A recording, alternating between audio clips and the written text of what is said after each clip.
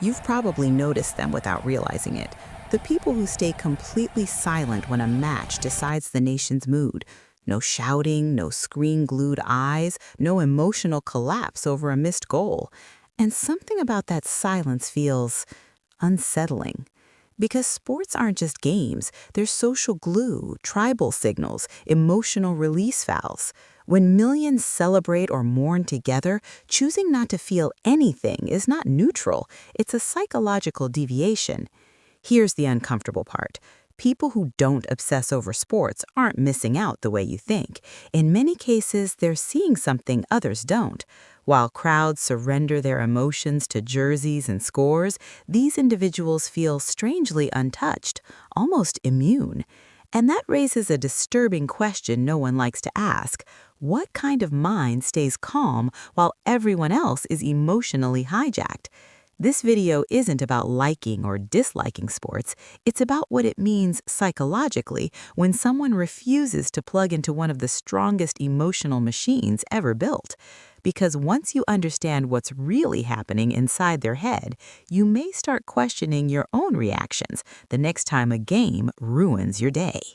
There's a specific psychological pattern behind this, and it shows up long before the first match is ever watched.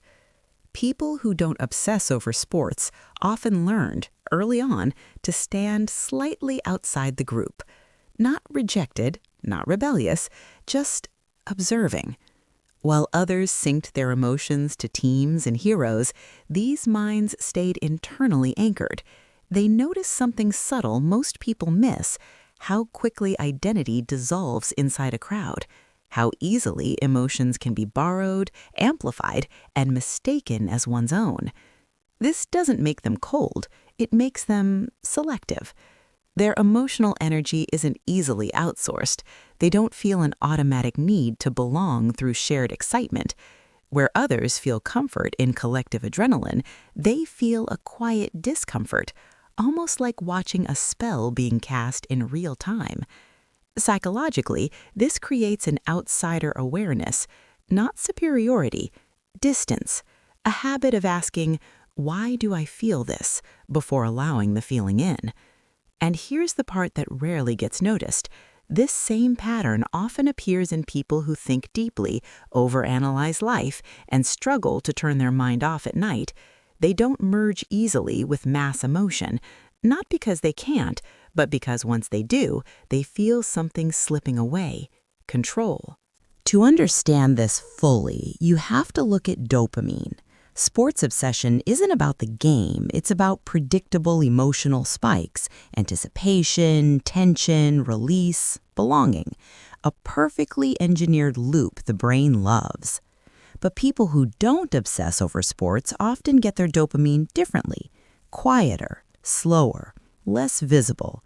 They find reward in mastery, ideas, progress, or internal clarity rather than external wins. Their brain doesn't crave synchronized excitement, it craves coherence. This creates a strange contrast. Put them in a room full of cheering fans and they don't feel empty, they feel overstimulated, as if their nervous system is being pulled into a rhythm it never agreed to.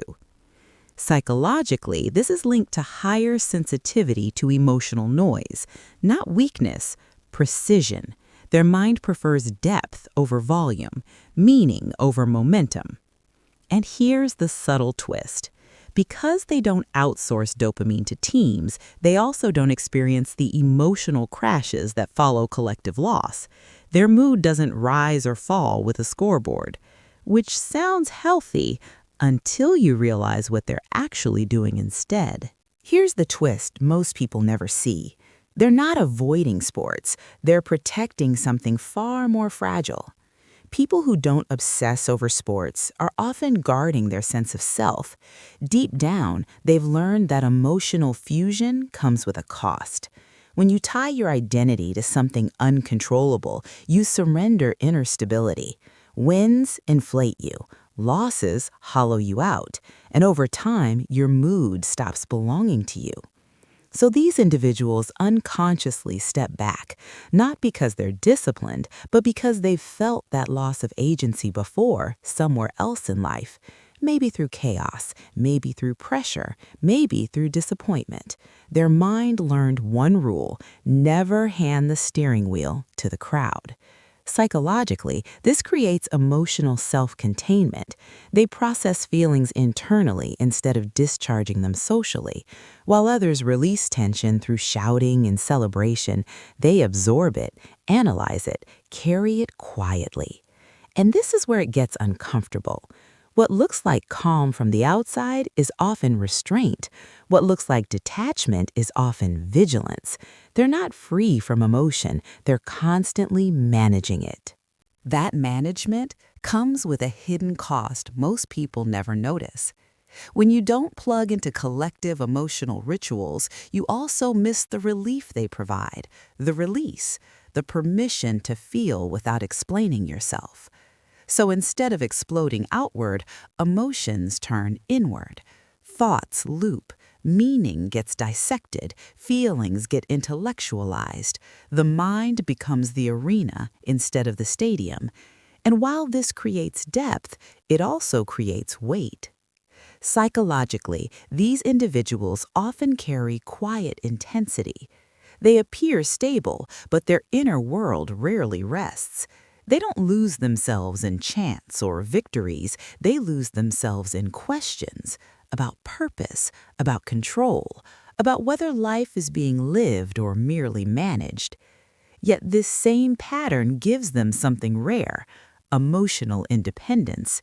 Their happiness isn't rented from a scoreboard. Their identity doesn't fracture when a team collapses. They move through chaos with a strange steadiness others envy but don't understand. And here's the paradox: the very thing that isolates them is what gives them clarity. But clarity has a price, and it shows up when the noise finally stops. And that's where the realization quietly lands. When the cheering fades and the screens go dark, most people feel a drop they can't explain, a hollow space where shared emotion used to be. They reach for the next game, the next distraction, the next surge. But the people who never obsessed over sports are already there, alone with themselves.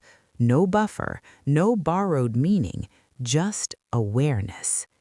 This is the part no one warns you about.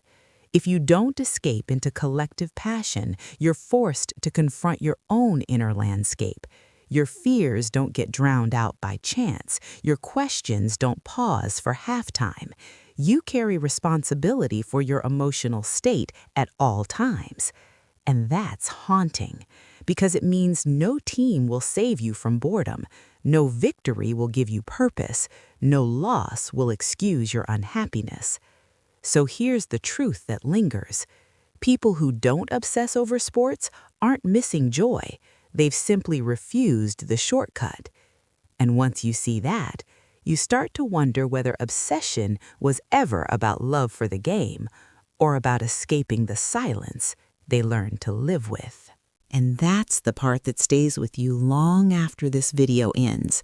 When you strip away teams, colors, chants, and shared emotion, something raw is left behind: responsibility for your own meaning, your own emotional regulation, your own sense of aliveness. People who don't obsess over sports live without emotional training wheels. They don't get weekly permission to feel extreme highs and lows on schedule. No external narrative tells them when to celebrate or when to grieve. So they learn to sit with neutrality, with ambiguity, with silence. And silence changes a person. It forces you to hear your inner voice clearly, and sometimes you don't like what it says. That's why most people drown it out. Noise is comforting, passion is anesthetic, obsession is relief. So the haunting realization is this: sports obsession was never just entertainment, it was emotional outsourcing. And the people who never needed it, they weren't disengaged. They were already doing the harder work, living without escape, without borrowed meaning, and without a crowd to hide in. Once you see that, you don't look at obsession the same way again.